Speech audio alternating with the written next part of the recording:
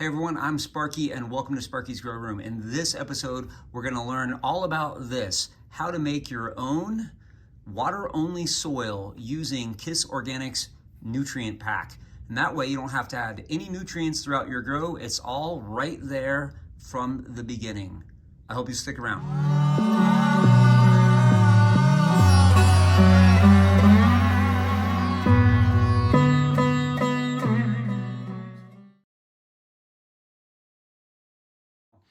You use a nutrient pack when you're making your own soil or when you need to enrich soil that you've been using.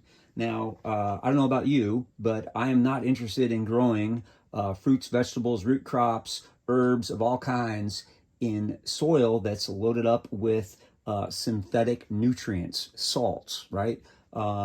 Those cause all kinds of problems for a number of very complex reasons, and ultimately it's killing the microbiome in our soil, and it reduces the nutritional value of the stuff that we're growing and depletes the environment.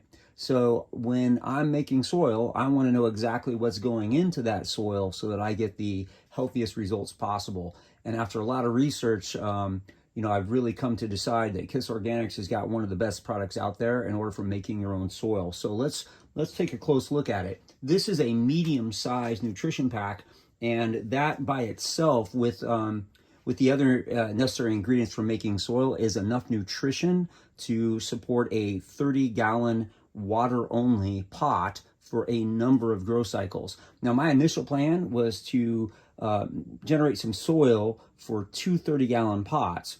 But after I got that going with my own two nutrient packs that I picked up from KISOrganics, I really decided that my best next move would be to increase that, instead of going with two 30-gallon pots, to go with a single 100-gallon pot for a lot of reasons, and turning that into a living soil bed, which we'll talk more about in a later video.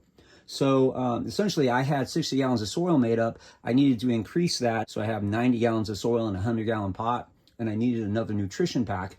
And I approached Tad Hussey over at KISOrganics, and I don't know if you're familiar with Tad, but you definitely want to go over and check out KISOrganics.com and the podcast they have there. A bunch of really great, knowledgeable, friendly, helpful people. And one of the things that I really like about Tad and his operation is they really know their stuff. They focus on not just an organic and holistic approach, but they understand the science behind it as well. And Tad is able to get some of the top people in their fields to come in and speak in his podcast. And when it comes to this particular nutrient pack, the reason why I love KISOrganics is they pay very close attention to the heavy metals.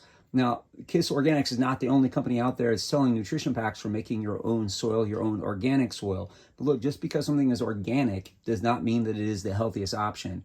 Tad is very careful about monitoring the heavy metals in the ingredients, knowing that what he's sending out in his products are safe. That's not the case in other places. You can include something like a kelp meal or alfalfa meal and end up including a large amount of heavy metals in your soil, and some plants metabolize that, right? So I don't know about you, but that's not what I want. So I found Tad's approach and his business model and his values very appealing. So I approached him, and Tad and KISOrganics they were very gracious, and what they're doing is they're sponsoring me and this channel in a small way as I head into a grow off over at percysgrowroom.com put on by Seedsman. Let's talk more about this nutrient pack just so that you're aware, like the ingredients. The NPK on it is 2.5, 3.51 with a total calcium of 10%. And those ingredients, like I said, with this medium-sized pack is adequate for a 30-gallon pot. I'm going to use a total of 3 of them for 90 gallons in a 100-gallon pot. The ingredients are derived from alfalfa meal, fish bone meal, crustacean meal, kelp meal, fish meal, basalt, glacial rock dust, soft rock phosphate, oyster shell flour, neem cake, feather meal, gypsum, lime, dolomitic lime, and potassium sulfate, right? All kinds of great ingredients in there. And again, they pay close attention to the heavy metal toxins as well. Now, the way in which you use this, you can use it in a number of ways. You can use it to add to recycled soil. You can top dress soil If it happens to be, previously used and just deficient in nutrients, don't take that old soil and dump that out. That soil has all kinds of beneficial microbes growing in it, including mycorrhizal pathways that exist from the roots of the previous grow. You don't want to just take that out and dump it and mix that all up. You kind of destroy that. Instead, you can use this nutrient pack and scratch it into the surface. And to top dress for nutrient deficient soils, you would add a cup here of these ingredients into 10 gallons. And you scratch that in the top inch or so of soil and water that in. Wait about 14 days or so and maybe run another soil test and make sure that you're good. And if necessary, you could repeat that. Now, what I'm doing is making a water-only soil based on the KISOrganics recipe. And it starts off with, for every 30 gallons of soil that you're going to make, you're going to use 15 gallons of peat moss.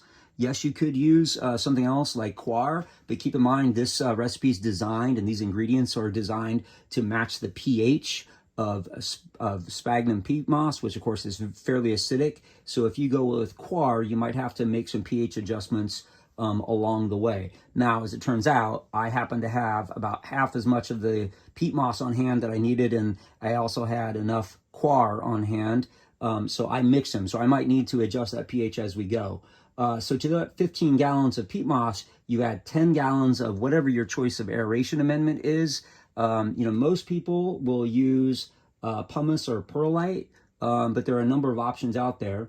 And then the last 5 gallons is super important. You want to use high quality compost or earthworm castings. I really recommend that you get earthworm castings because it's loaded with all kinds of beneficial microbes.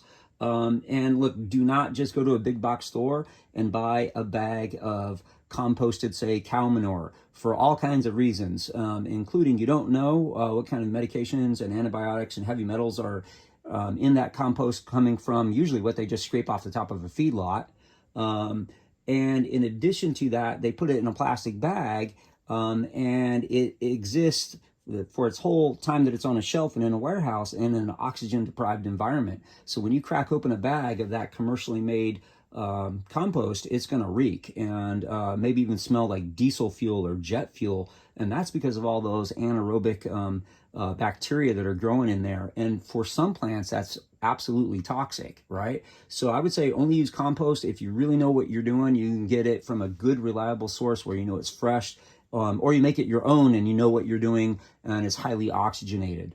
Okay, so what I'm going to do is I'm going to water, take this this medium size nutrition pack and put it into, say, the top foot of my 100-gallon pot, mix it all in thoroughly and water it in. I'm going to let it sit there and cook for a little while for at least a week or two before the seeds go anywhere near that soil. So I hope you'll check back as I make more videos and we turn our attention towards this grow off. I'm also looking forward to showing you some upgrades that I made on my grow equipment and showing you my grow space. So thanks for stopping by. I appreciate you looking. Be sure to hit subscribe and follow along. Thanks very much.